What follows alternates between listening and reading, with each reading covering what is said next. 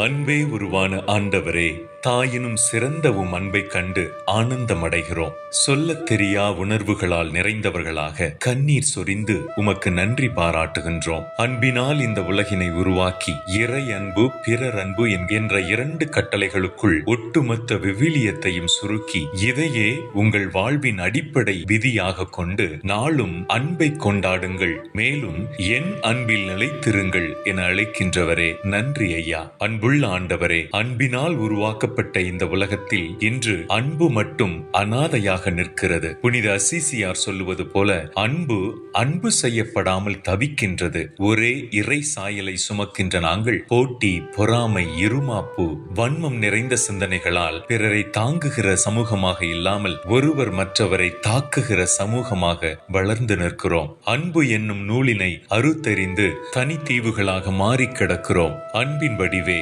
பிறரை எடை போடுவதில் காலம் கழிக்காதீர்கள். அப்படி செய்தீர்கள் என்றால் அன்பு செய்ய நேரம் இருக்காது என்ற அன்னை தெரசாவின் வார்த்தைகளை எமதாக்கி வாழ்வது ஒரு முறை, எதுவும் நிரந்தரம் இல்லை, எதையும் கொண்டு போவதும் இல்லை, அன்பினால் மட்டுமே சக மனிதரின் மனதிலும் நினைவிலும் வாழ்வாங்கு வாழலாம் என்பதை உணர்ந்து அனைவரையும் அன்பு செய்யும் அன்பர்களாக வாழ நீரே உமது அருள் வரம் தாரும்.